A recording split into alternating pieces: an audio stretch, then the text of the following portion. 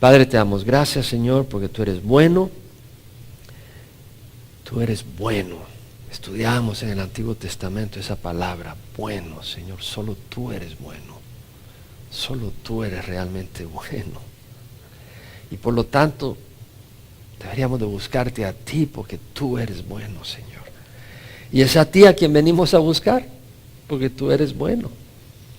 Y das buenas cosas a tus hijos, Señor. Y te necesitamos tu presencia, Señor. Y te damos gracias que nos has escogido, has abierto nuestros ojos. Y, Señor, necesitamos de ti.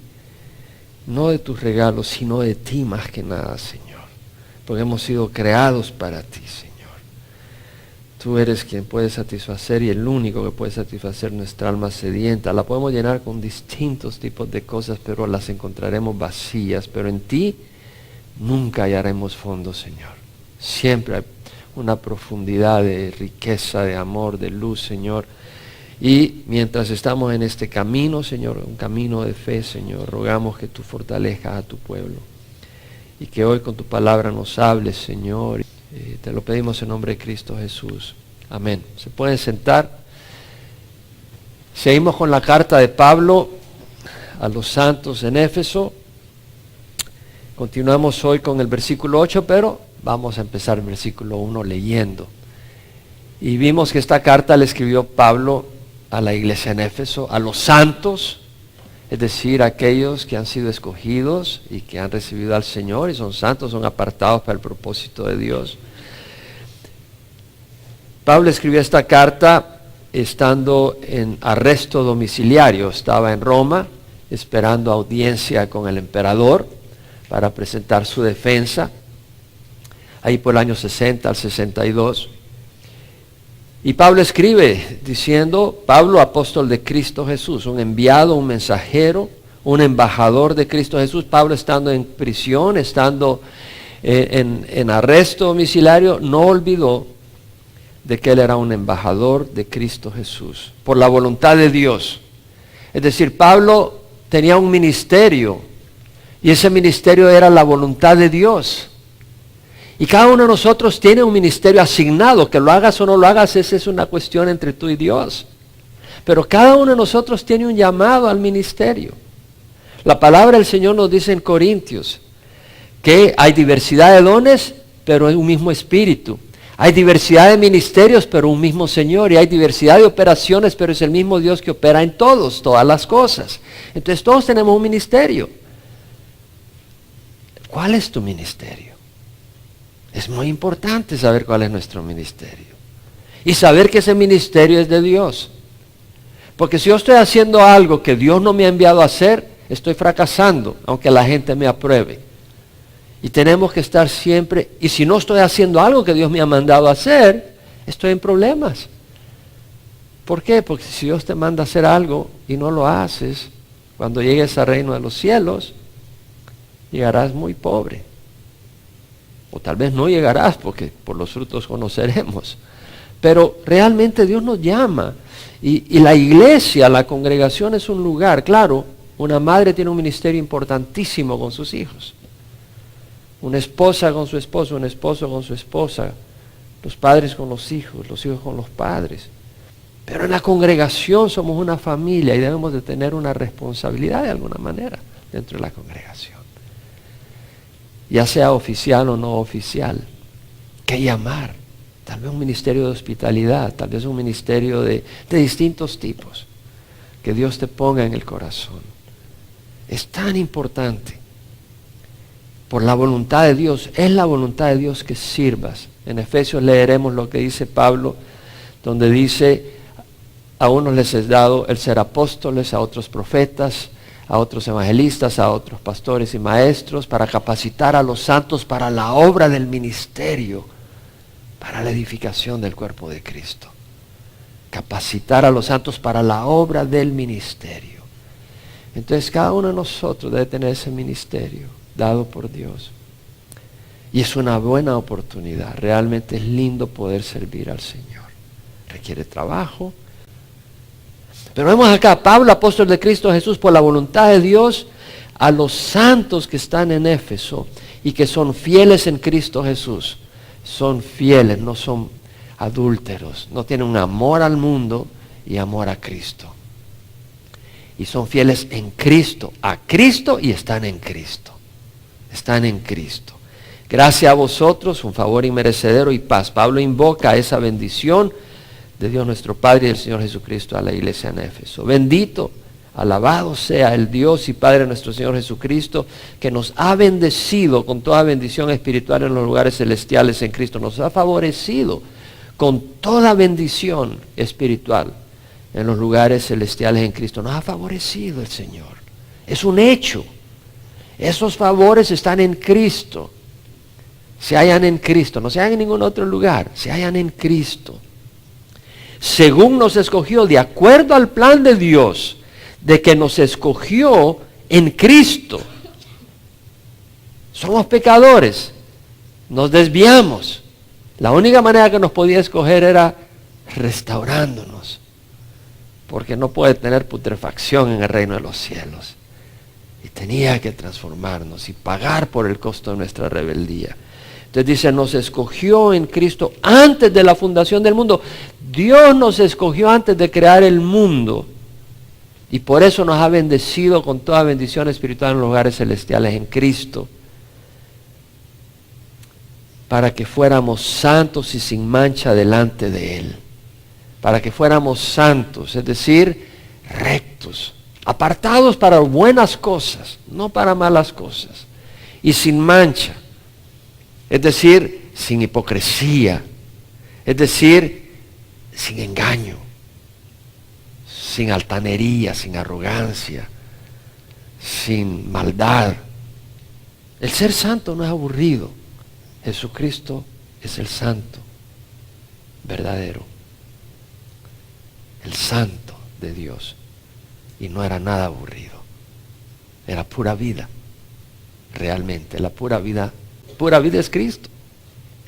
Él es pura vida. Entonces vemos que el Señor nos ha bendecido con toda bendición espiritual en los lugares celestiales en Cristo, según nos escogió. Eso nos escogió. Por eso nos ha bendecido, porque nos ha escogido. Para que seamos santos y sin mancha delante de Él. Delante de Dios. Tú puedes aparentar santo y sin mancha delante de los hombres, pero somos santos y sin mancha delante de Él por la sangre de Jesús. Para empezar, por la sangre de Jesús. Somos santos y sin mancha por la sangre de Jesús. Y cuando realmente hemos venido a Jesús, no solo la sangre nos cubre y paga por nuestro pecado, pero el Espíritu nos empieza a transformar. Y nos empieza a transformar. En amor, Dios nos ama. En amor nos predestinó, preordenó, decretó Dios que íbamos a ser adoptados como hijos de Él. Mediante Jesucristo, todo es a través de Jesús. Conforme al beneplácito de su voluntad, es decir, de acuerdo al deleite. Dios se deleita en hacernos sus hijos. Como yo dije la vez pasada, no cualquiera se deleitaría en adoptarnos. Pero Dios se deleitó en adoptarnos. No porque éramos tan lindos, pero porque Él tenía un plan de hacernos una gran creación de Él. Somos hechura suya, creados en Cristo Jesús. Dice Pablo en Efesios posteriormente. Y dice, para alabanza de la gloria de su gracia. Es decir, toda esa obra resulta en alabanza, en celebración de lo glorioso que es la gracia de Dios, que gratuitamente, nada que merezcamos, ha impartido sobre nosotros en el amado.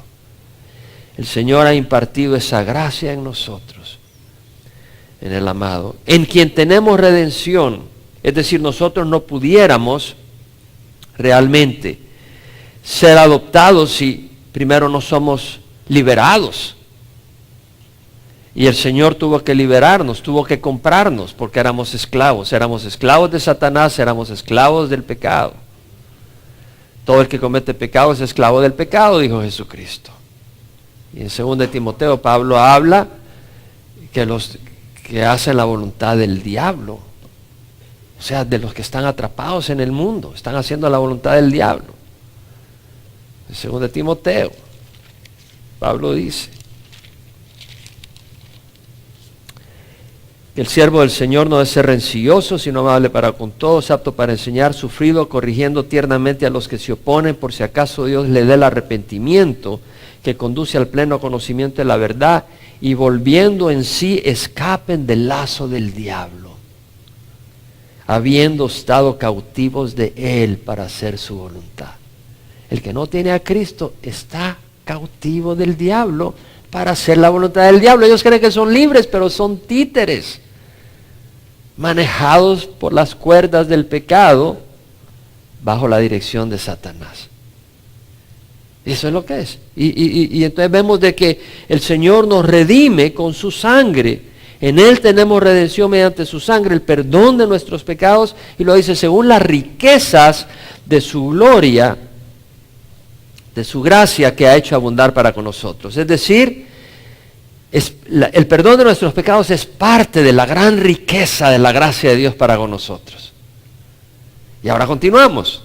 Este es lo que habíamos estudiado los 2 domingos anteriores.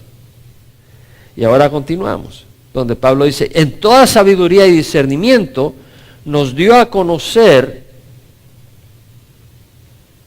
el misterio de su voluntad, según el beneplácito que se propuso en él, con miras a una buena administración en el cumplimiento de los tiempos, es decir, de reunir todas las cosas en Cristo, tanto los que están en los cielos como que están en la tierra. Entonces vemos acá que en toda sabiduría y discernimiento, Dios nos dio a conocer el misterio de su voluntad. La palabra misterio quiere decir algo que estaba escondido, que no se conocía, pero que ha sido revelado por el Espíritu a la iglesia. Ese es en el sentido bíblico. Entonces no se conocía el plan de Dios, que es de acuerdo a su voluntad, pero en toda sabiduría y entendimiento, Dios tiene un entendimiento infinito, tiene una visión infinita, Él puede vislumbrar, percibir lo que conviene. Y con ese discernimiento y con esa sabiduría, Él nos dio a conocer aquello que estaba escondido antes, pero que ahora nos lo revela, el misterio de su voluntad, de acuerdo al beneplácito que se propuso en Él, de acuerdo a su buen gusto, su deseo, su deleite. ¿Cuál era su deleite? Bueno, dice, con miras a una buena administración en el cumplimiento de los tiempos, es decir, reunir todas las cosas en Cristo, tanto en los cielos como los que están en la tierra. Entonces vemos de que según el beneplácito, según el plan es de acuerdo a su deleite y propósito, y que se lleva a cabo en Cristo. Por eso dice, según el beneplácito que se propuso en Él, el Señor le place, a Dios le place el plan que lleva a cabo a través de Cristo. ¿Y cuál es ese plan? Que al fin de los tiempos, por eso dice acá, el versículo 10, en el cumplimiento de los tiempos, que al fin de los tiempos Dios reunirá todas las cosas en Cristo. Las que están en los cielos como las que están en la tierra. Reunir todas las cosas en Cristo. Es decir, al final de los tiempos, en la eternidad futura, hoy en día está la luz y la oscuridad. Los hijos de luz y los hijos de la oscuridad. Cristo tiene toda autoridad y todo poder sobre todo. Pero no hay unidad. Y Cristo permite rebeldía con un propósito eterno, ahorita. Pero en la eternidad futura, Satanás, los demonios y aquellos que rechazaron a Jesús estarán en el lago de fuego y azufre para siempre. Y estaremos todos en una unidad y armonía perfecta en Jesús. Perfecta en Jesús, bajo la dirección de Jesús. Todos unidos en Cristo, no es en María, no es en el Papa, no es en la Iglesia Católica, no es en Chuck Smith, en Cristo Jesús, en Cristo Jesús. Va a haber una unidad preciosa. Y luego dice Pablo, en Él también hemos obtenido herencia, versículo 10 al 11. Habiendo sido predestinados según el propósito de aquel que obra todas las cosas conforme al consejo de su voluntad. En Cristo hemos obtenido herencia, habiendo sido predestinados. Entonces, hemos obtenido herencia. Cristo, como lo mencioné el domingo pasado, es mencionado por título, por Cristo, o por nombre, Jesús, o por pronombre, unas 20 veces en el primer capítulo de Efesios. O sea, Cristo es central, constantemente lo menciona la palabra acá. En Cristo hemos obtenido herencia. ¿Cuál es la herencia que hemos obtenido? Imagínate un millonario que te dé una herencia. Imagínate Dios que te dé una herencia, como hijos. ¿Te has puesto a pensar? Si una persona pone un Rockefeller te deja una herencia, pone $100 millones, o Bill Gates te deja una herencia de $1,000 millones, ¿tú crees que él es más rico que Dios? No. ¿Y tú crees que las riquezas de Dios son iguales que las de Bill Gates? ¿Cuáles creen que son mejores riquezas? Son eternas, pero ¿cuáles crees que son mejores además? En calidad. Las del Señor. Por eso el reino de los cielos entra por fe. Porque si no lo crees, no vas a entrar al reino de los cielos. Y ni vas a vivir para el futuro, vas a vivir para el presente. Pero vemos acá de que en Él hemos obtenido herencia, es un hecho. Leímos en la epístola de Pablo a los Efesios, capítulo 1, versículo 3, bendito sea el Dios y Padre de nuestro Señor Jesucristo, que nos ha bendecido con toda bendición espiritual en los lugares celestiales. Nos ha bendecido con toda bendición espiritual, con toda riqueza espiritual en los lugares celestiales. Ha hecho eso ya, está disponible.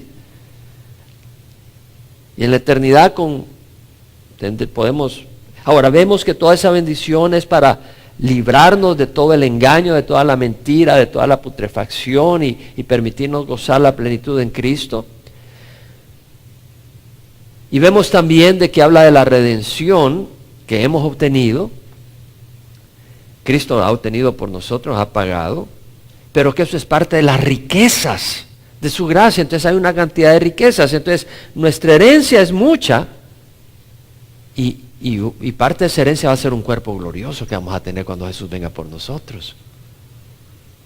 Ahora, usted sabe que esta frase también se puede interpretar de la siguiente manera, que nosotros somos la herencia de Dios. En otras palabras, nosotros somos la riqueza de Dios. ¿Sí te das cuenta? Se puede interpretar de esa manera. De hecho, muchos teólogos así lo interpretan. Y la verdad es que tiene ambas interpretaciones. Y es que la verdad es que ambas cosas son ciertas. Es decir, nosotros hemos obtenido herencia, pero nosotros somos un tesoro de Dios. Somos obra de Dios. Él nos ha creado. Y nos ha hecho sus tesoros, sus hijos. Dio su vida por nosotros. Jesús dio su vida por nosotros. ¿Tú no crees que somos un tesoro de Dios? ¿Qué es una herencia? Es la riqueza de alguien. Yo voy a dejar mi herencia a mis hijos, es mi riqueza lo que estoy dejando. La herencia es tu riqueza. Y la riqueza de Dios somos sus hijos. Y Él está haciendo una obra que ahora todavía no se ve completamente, pero un día será más visible. En Él hemos obtenido herencia. La palabra herencia es clero. De hecho, en el Antiguo Testamento, ¿cuál era la herencia que tenían los levitas? El resto de las tribus tenían tierra. ¿Qué heredaron los levitas? El ministerio. El ministerio. El sacerdocio. Dios era la herencia de ellos, no la tierra. ¿Sí me explico? Nosotros tenemos como herencia a Dios. Esa es nuestra gran riqueza. Y Dios nos tiene a nosotros, somos su tesoro, Él nos ama. Habiendo sido predestinados, dice la palabra, según el propósito de aquel que obra todas las cosas conforme a su voluntad, al consejo de su voluntad, hemos sido predestinados, es decir, Dios ha decretado de que nosotros vamos a obtener esa herencia, un nuevo cuerpo, una naturaleza no corrupta y las riquezas celestiales, toda bendición celestial y la mayor herencia, a Dios como nuestro Padre, ser adoptados. Hemos obtenido una herencia, habiendo sido predestinados según el propósito, no es por accidente. Es el propósito de aquel que obra todas las cosas conforme al consejo de su voluntad. ¿Sabes qué? Yo no puedo obrar todas las cosas conforme al consejo de mi voluntad. Arranco el carro y la batería se le murió. No puedo obrar las cosas de acuerdo a mi consejo de mi voluntad. No tengo control de las cosas. Dios tiene control absoluto. Dios es soberano. La palabra en inglés history, historia. Algunos lo dicen, history is his story. La historia Él la ha escrito. En otras palabras, Dios está en control. Permite al enemigo, pero ¿por qué lo está permitiendo? Si no, Él no puede ni mover un dedo. Y tiene un plan, Él está llevando a cabo, por eso está escrita la historia futura. Lee Apocalipsis, lee Daniel, de los imperios que se iban a levantar y del último imperio en los últimos días y todo eso, está escrito. Porque Dios es el Dios de la historia, del futuro. En Números 24, 23 leemos que dice, Balaam en ese momento hablando por la inspiración de Dios, ¿quién puede vivir si Dios no lo ha ordenado? Si tú vives es porque Dios lo decidió. El Salmo 135, 5 y 6, el salmista dice, yo sé que Jehová es grande y que nuestro Señor está sobre todos los dioses. Todo cuanto Jehová quiere lo hace, en los cielos y en la tierra, en los mares y en todos los abismos. Número 29, 19 dice, Dios no es hombre para que mienta, ni hijo de hombre para que se arrepienta. Lo ha dicho Él y no lo hará, ha hablado y no lo cumplirá. Cuando Dios dice, lo hace. ¿Y qué está diciendo acá? Hemos obtenido herencia, habiendo sido predestinados, según el propósito de aquel que obra todas las cosas conforme al consejo de su voluntad. La voluntad de Dios, hermanos, es que nosotros seamos sus hijos, perfectos, llenos de bendición y tesoros eternos. Es la voluntad de Dios. Y usted cree que Él, y dice que nos predestinó para eso, y nos escogió para eso. ¿Usted cree que Dios nos va a escoger para eso, nos va a predestinar para eso y va a fallar en su plan? No. No va a fallar en su plan. Dios nos ha predestinado, Dios nos ha escogido y lo va a hacer. Claro, yo puedo ser cabeza dura y limitar un poco las cosas, porque Dios quiere hacer grandes cosas. Y entonces cuando algunos brillemos, porque dice que los justos brillarán como las estrellas, los justos brillarán como el resplandor del firmamento, y los que llevaron muchos a la justicia como las estrellas por siempre jamás. Entonces algunos brillarán como unas estrellitas así, como las estrellitas esas, y otros como un sol. Pero Dios lo va a cumplir, vas a brillar en el firmamento. Dios va a hacer la obra. Dios nos ha escogido como hijos y lo va a completar.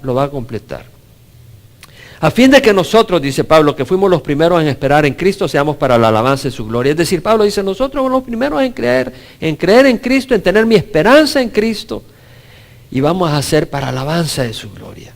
Es decir, la alabanza de su grandeza, de su plan tan hermoso y tan generoso. Increíble plan. Provoca exclamaciones de alegría, de celebración, de gratitud. Y luego dice, en Él también, entramos a una área muy clave. En Él también, ¿en quién? En Jesús. En Él también vosotros, después de escuchar el mensaje de la verdad, el evangelio de vuestra salvación y habiendo creído, fuisteis sellados en Él. ¿En quién? En Cristo. Con el Espíritu Santo de la promesa. Aquí hay tanto para considerar. En Él también vosotros fuisteis sellados con el Espíritu de la promesa. Después de escuchar el mensaje de la verdad, el evangelio de vuestra salvación y habiendo creído. Pongan atención. Después de escuchar el mensaje de la verdad, el evangelio de la salvación. El mensaje de la verdad. O sea que hay mensajes que no son verdaderos. Hay un puño de mensajes adulterados y falsos. El mensaje de la verdad. El evangelio de nuestra salvación. La fórmula consiste en escuchar el mensaje de la verdad, el evangelio de la salvación, y creer. Eso es lo que dice. Después de escuchar el mensaje de la verdad y el evangelio de la salvación, y habiendo creído, fuiste sellado con él, en él, con el Espíritu Santo. No dice que tuviste que hacer obras para merecerlo. Por fe. ¿Pero por fe en qué? En el mensaje de la verdad. Por eso Satanás ataca el mensaje de la verdad. Lo adultera. Porque si tú no tienes el mensaje de la verdad, no puedes ser salvo. Y eso Dios lo ha establecido, no yo. Y vemos que le llama el evangelio de vuestra salvación. Hay mucha gente que predica evangelios, pero no son el evangelio verdadero. Este es el evangelio de vuestra salvación. ¿Qué dijo Pablo?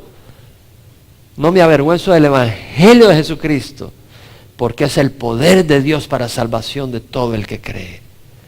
Del judío primeramente y después del griego. Porque en el evangelio la justicia de Dios se revela por fe y para fe.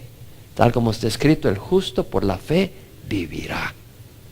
La justicia de Dios se revela, esa justicia, el estándar de Dios que declara que tú eres justo, ese estándar se revela, no lo podía adivinar el hombre.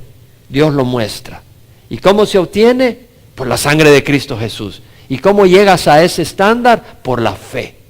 El justo por la fe vivirá, tendrá vida y caminará por fe. No solo empieza con fe, continúa. El camino del cristiano es por fe todo el tiempo. Entonces vemos que el evangelio es salvación, el mensaje de la verdad. De tal manera amó Dios al mundo que dio a su Hijo unigénito para que el que crea en Él no se pierda, mas tenga vida eterna. El que crea en Él, no cualquiera. El que tú digas, yo quisiera que esté en el cielo, no quiere decir que esa persona esté en el cielo. Si esa persona rechazó el mensaje de salvación, no está en el cielo. Yo no sé si al último minuto llegó al arrepentimiento. Pero duele pensar que hay gente que ha rechazado y hay otra gente que está en el cielo. Despierta. Abre los ojos. No uses frases por usarlas. El cielo es verdadero y el infierno es verdadero. No juegues con esas realidades. Corazones endurecidos contra el evangelio. Pero el evangelio es la verdad para salvación, el mensaje de salvación. Jesús dijo, cuando Juan había sido encarcelado, Jesús subió a Galilea predicando el evangelio y diciendo, el tiempo se ha cumplido, el reino de Dios se ha acercado, arrepentíos y creed en el evangelio. Jesucristo mismo dijo, hay que arrepentirse y creer en el evangelio para entrar al reino de los cielos. Romanos 10, 8 al 11. Cerca de ti está la palabra. En tu boca y en tu corazón, es decir, la palabra de fe que predicamos, que si confiesas a Jesús por Señor y crees en tu corazón que Dios lo resucitó de la muerte, serás salvo, porque con el corazón se cree para justicia y con la boca se declara para salvación. La Escritura dice, todo el que crea en Él no será avergonzado, porque no hay distinción entre judío y griego, porque el Señor es Señor de todos, abundando en riquezas para todo el que le invoca, porque todo el que le invoca el nombre del Señor será salvo. Pero ¿qué dice Pablo? Pero ¿cómo invocarán a aquel en quien no han creído? ¿Y cómo creerán a aquel que no han oído? ¿Y cómo oirán sin haber quien les predique? Tal como está escrito.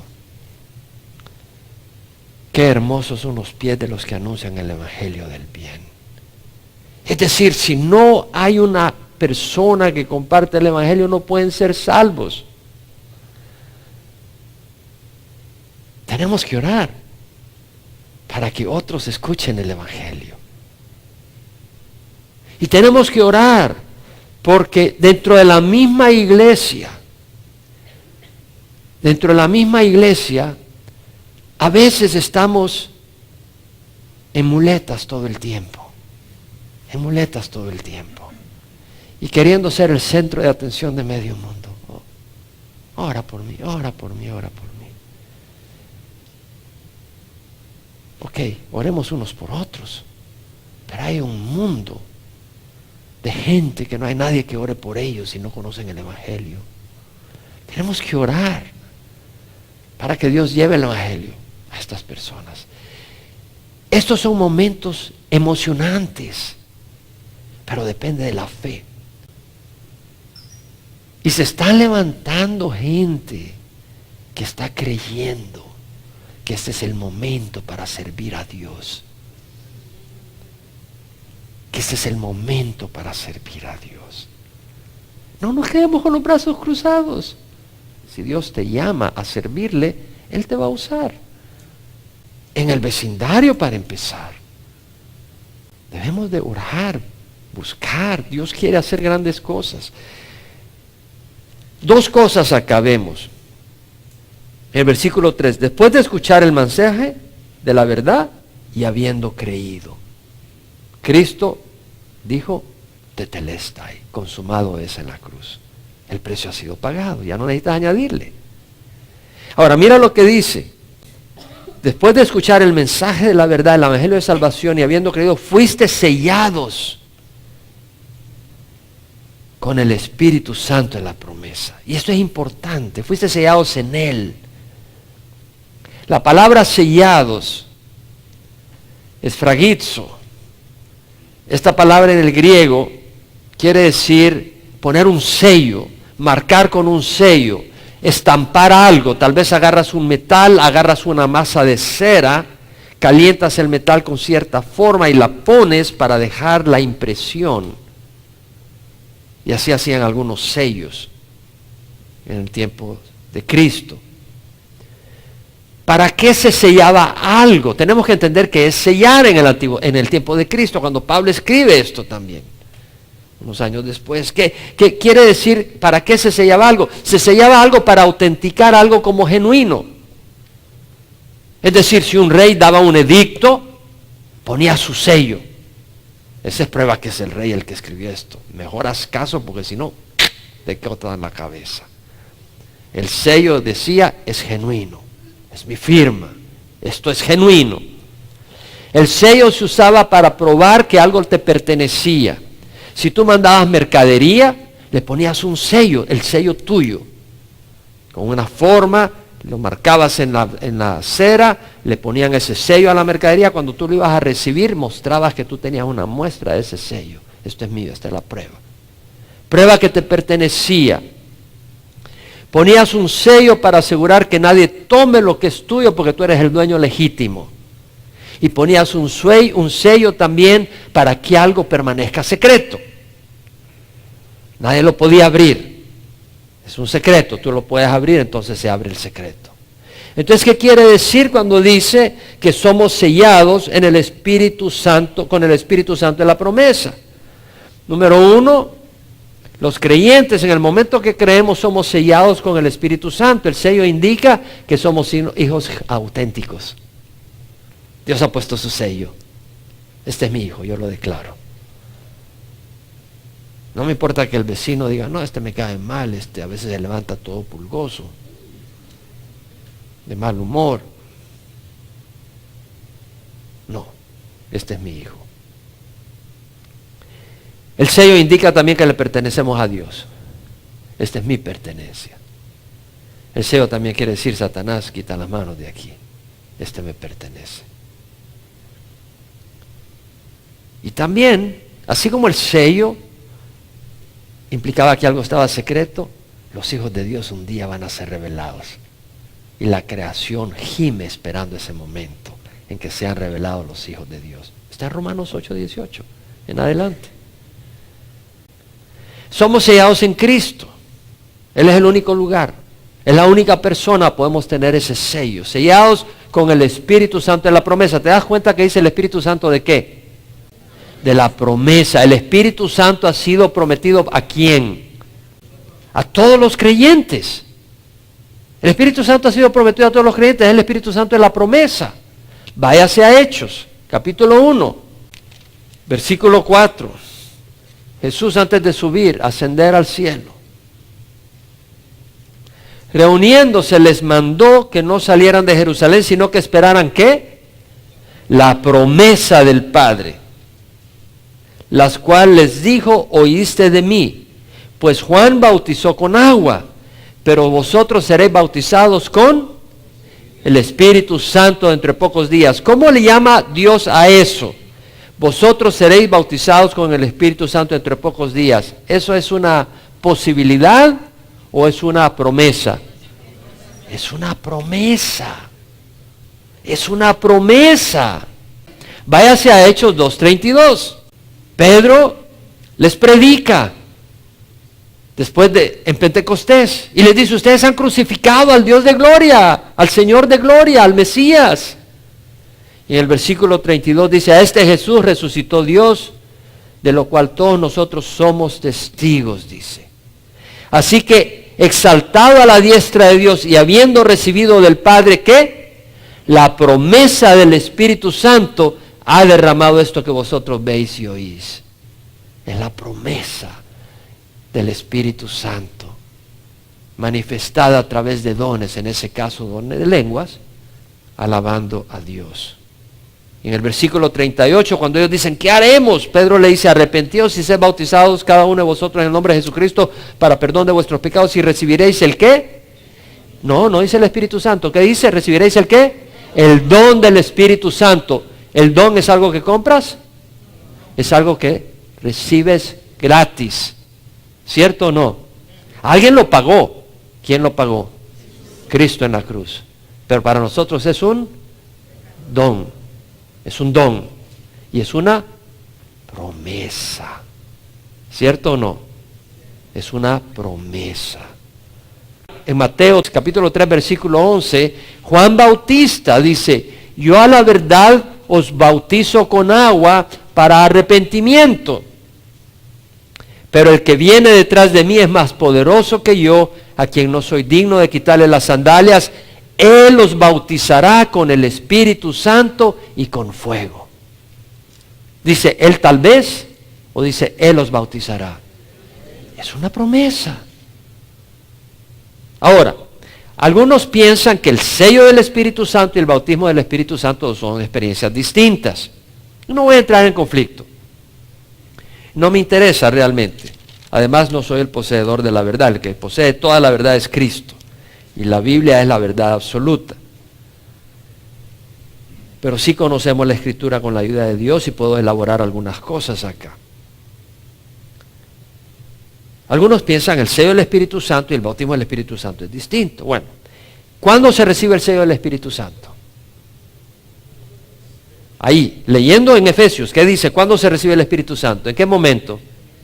¿Cuándo creyó? ¿Cuándo creyó qué? ¿En la iglesia evangélica? ¿En la iglesia católica? En el Evangelio.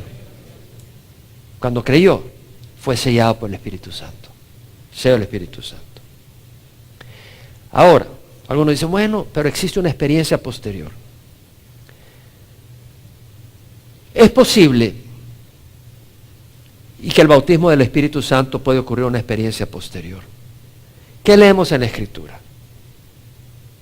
Número 1, en Juan 14, 16 y 17, Jesús le dice a sus discípulos antes de ir a la cruz.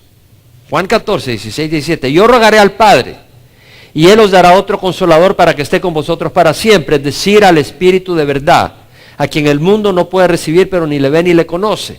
Pero vosotros sí le conocéis porque mora, ¿qué dice? Mora con vosotros y estará en vosotros. ¿Lo ven o no lo ven? ¿Qué dice? El Espíritu Santo, el Espíritu de la verdad, que el mundo no puede recibir, porque ni le ve ni le conoce, pero vosotros, le está hablando a los apóstoles, vosotros sí le conocéis.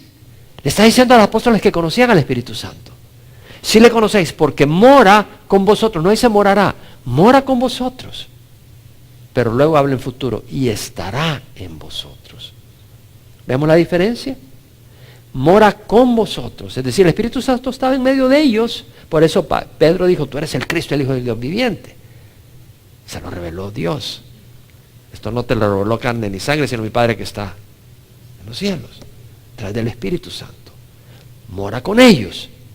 Pero el día que Jesús resucitó, cuando se le apareció el domingo en la tarde a los apóstoles, Le dijo, paz a vosotros.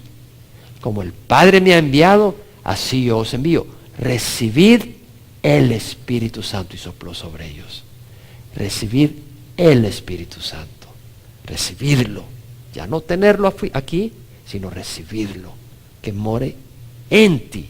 No solo contigo, sino en ti. Y luego tenemos sobre ustedes. En Hechos 1:8, recibiréis poder cuando el Espíritu Santo descienda sobre vosotros. Y me seréis testigos en Jerusalén, Judea y Samaria, hasta los confines del mundo. Entonces vemos ese derramamiento. Ahora, vemos en el Nuevo Testamento situaciones donde la gente cree, pero no muestra el bautizo del Espíritu Santo. Lo vemos en Hechos 8, cuando Felipe va a Samaria. Felipe fue un diácono, de los diáconos originales, de los primeros diáconos de la iglesia. Y es llevado por Dios, por el Espíritu, a Samaria. Predica y la gente es convertida. Felipe era un hombre lleno del Espíritu Santo. Era un hombre de mucha sabiduría. De hecho, esa era la razón para elegir a los diáconos. Escogieron 7 diáconos. En Hechos 6:3 dice, hombres de buena reputación, llenos del Espíritu Santo y de sabiduría. Estos fueron los diáconos.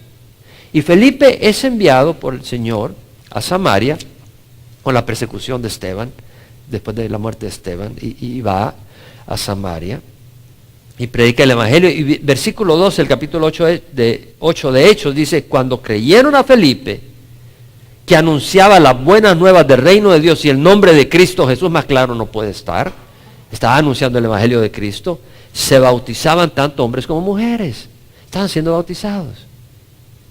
Pero vemos adelante en versículo 14, cuando los apóstoles que estaban en Jerusalén oyeron que Samaria había recibido la palabra de Dios, les enviaron a Pedro y Juan, quienes descendieron y oraron por ellos para que recibieran el Espíritu Santo, porque todavía no había descendido sobre ninguno de ellos, sobre ellos, el bautizo del Espíritu Santo. Y si vamos a Hechos 19, donde tenemos que Pablo en su tercer viaje misionero llega a Éfeso, donde queda 2 años y medio ministrando, y a quien le escribe esta carta, pero en el capítulo 19 de Hechos, ¿qué es lo que vemos? El versículo 1 al 7. Mientras Apolos estaba en Corinto, Pablo, habiendo recorrido las regiones superiores, llegó a Éfeso, y encontró algunos discípulos, eran discípulos. Y les dijo, ¿recibiste el Espíritu Santo cuando creísteis? Y ellos respondieron, no, ni siquiera hemos oído que hay un Espíritu Santo. Entonces él les dijo, ¿en qué bautismo fuiste bautizados? Está mencionando recibir al Espíritu Santo con el bautizo del Espíritu Santo. Obviamente si habían creído eran salvos. Pero vemos acá que hay una experiencia posterior a ser salvo donde recibe el bautizo del Espíritu Santo esta gente. Entonces, Pablo dijo, Juan bautizó con el bautismo de arrepentimiento, diciendo que al pueblo que creían en aquel que vendría después de él, es decir, en Jesús. Cuando oyeron esto, fueron bautizados en el nombre del Señor Jesús, y cuando Pablo les impuso las manos, vino sobre ellos el Espíritu Santo, sobre ellos, sobre el bautizo del Espíritu Santo, upon, o epi en el griego, sobre ellos. Y Dios hacía milagros extraordinarios. Entonces, número 1, si estás poniendo tu fe en Cristo Jesús y oíste el Evangelio de salvación, eres sellado por el Espíritu Santo. ¿Está fuera de duda eso o no? No hay duda. La gente, la familia y los amigos de Cornelio, cuando oyeron el Evangelio, en ese momento empezaron a hablar hasta en lenguas. Hubo una manifestación externa del Espíritu Santo. No es la única. Si no hablas en lengua no quiere decir que no hayas sido bautizado en el Espíritu Santo. Pablo lo dice, ¿acaso hablan todos en lenguas? ¿Acaso todos son profetas? ¿Acaso todos son oradores de milagros? Esto y lo otro. Ya hemos estudiado eso cuando estudiamos los dones. Pero sabemos que si tú has creído en Cristo Jesús, has sido sellado por el Espíritu Santo. Y Pablo en Efesios está diciendo acá, después de escuchar el mensaje, fuiste sellados en Él con el Espíritu Santo de la promesa. Y en Gálatas, Pablo aclara claramente que el Espíritu Santo no se recibe por obras. Cuando Pablo está defendiendo el evangelio de fe, que no tienes que ser circuncidado ni obedecer la ley de Moisés para ser salvo, dice: esto es lo único que quiero averiguar de vosotros. ¿Recibiste el Espíritu por las obras de la ley o por el oír con fe? Y esta es una pregunta retórica. ¿Cuál es la respuesta? Por las obras de la ley, no. Por el oír con fe. Ellos sabían que Pablo no les había predicado las obras de la ley.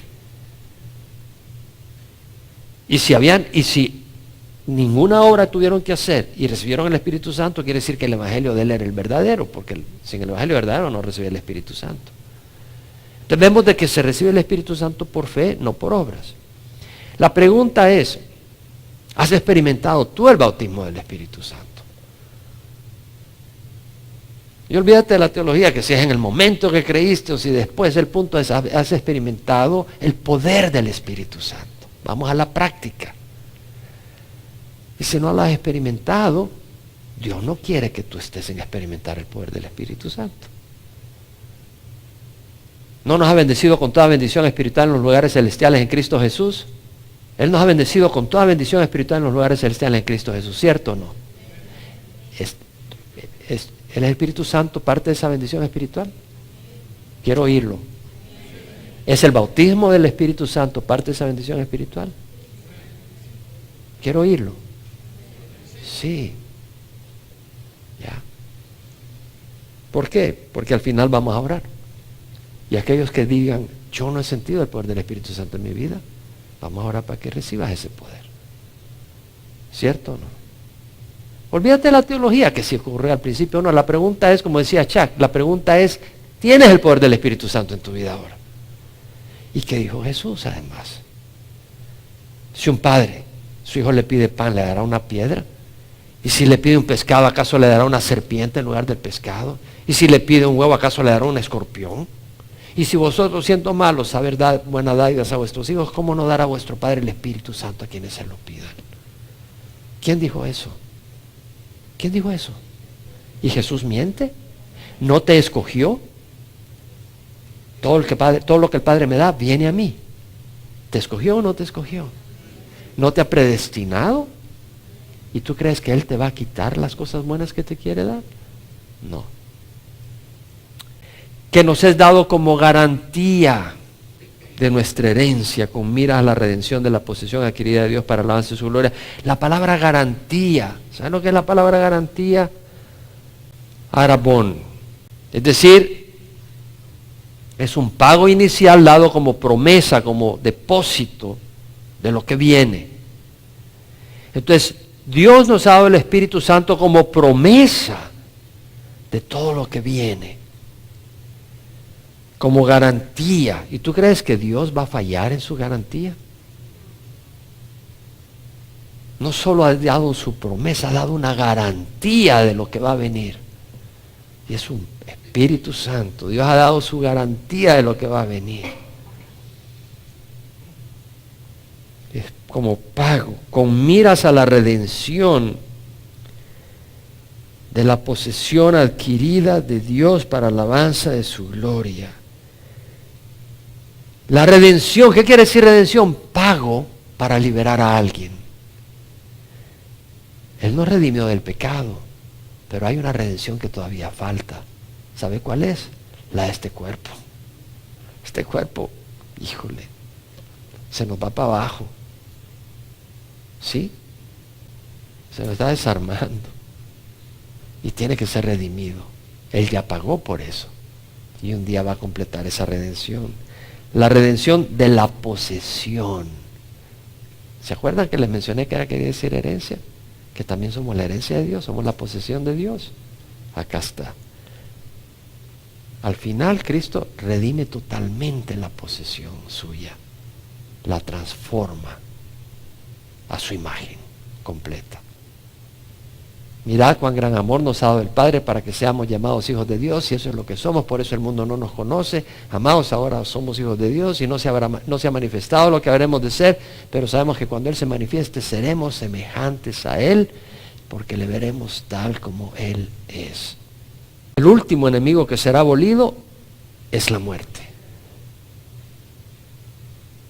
Amados, digo que sangre y carne no puede heredar el reino de Dios, ni lo que se corrompe puede heredar lo incorruptible. Y aquí os digo un misterio: no todos dormiremos, pero todos seremos transformados en un momento, en un abrir y cerrar de ojos, a la trompeta final. Porque la trompeta sonará y nosotros seremos resucitados incorruptibles. Es necesario que esto mortal se convierta en inmortalidad, esto corruptible en incorruptible. Y cuando esto mortal sea convertido en inmortalidad y lo corruptible en incorruptible, se habrá cumplido la palabra que está escrita: devorada ha sido muerte en victoria. ¿Dónde está, oh muerte, tu victoria? ¿Dónde está, oh sepulcro, tu aguijón?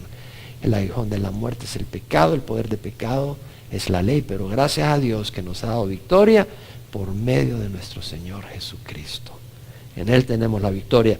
Y concluyendo, Daniel escribió: muchos de los que duermen en el polvo de la tierra despertarán, unos para la vida eterna y otros para el desprecio eterno. ¡Wow! Desprecio eterno. ¡Wow! Eterno. ¿Te han despreciado alguna vez? Y ahora imagínate el desprecio eterno. No quiero imaginármelo. Y los entendidos brillarán como el resplandor del firmamento, y los que guiaron a muchos a la justicia como las estrellas por siempre jamás. ¿No son lindas las bendiciones de Dios para nosotros? ¿No son lindas las promesas de Dios? Y es importante, hermanos, recordarlas, porque el mundo te bombardea con cosas y con atractivos. Pero tenemos que ponerlo todo en perspectiva para decidir por quién vamos a vivir. ¿Por ahora o por el futuro? Esperanza que se ve no es esperanza. ¿Por qué vamos a esperar lo que vemos? Pero si con paciencia, si esperamos lo que no vemos, con paciencia aguardamos. Con paciencia por el poder del Espíritu Santo. Necesitamos esperar. Que el Dios de esperanza os llene de todo gozo y paz en esperar. El Dios de esperanza os llene de todo gozo y paz en esperar por el poder del Espíritu Santo. Vamos a hacer una invitación: si tú no tienes esperanza en vida eterna, que recibas a Cristo. Hoy te invito a que recibas a Cristo si nunca lo has recibido. Y lo hagas Señor de tu vida, Salvador. El Evangelio de verdad, el Evangelio de salvación, el mensaje de la verdad y fe te da salvación y el sello del Espíritu Santo. Te invito a que recibas al Señor. Ya sea que nos ves por internet, posteriormente con los DVDs o en la radio nos oyes, recibe al Señor. O estás en el salón familiar, recibe al Señor. Ora conmigo: Padre, te ruego perdón por mis pecados. Hoy recibo a Cristo Jesús como mi Señor y mi Salvador. Perdona mis pecados, Señor. Creo que su sangre derramó en la cruz el pago, Señor, para pagar toda mi maldad. Y hoy te ruego, Señor, me des tu espíritu y me des fortaleza para conocerte, rechazar el pecado y abrazar la verdad, en nombre de Jesús. Amén. Y Padre, te ruego por aquellos que hicieron, hacen o harán esta oración, y te ruego por el resto de la congregación, Señor, que podamos disfrutar, Señor, las bendiciones, que no seamos como el mendigo cuyo pariente millonario murió y no sabía las riquezas que tenía y estaba de mendigo. Y hasta que lo encontraron y les hicieron saber las riquezas que tenía. Que no vivamos como mendigos cuando somos hijos del Rey en las riquezas eternas que tú nos has dado. Abre nuestros ojos, Señor, y ayúdanos a vivir con sabiduría, entendiendo lo afortunado que somos por tu gran amor y el precio que te pagó. Te costó a ti ese precio tan grande. En nombre de Jesús, amén.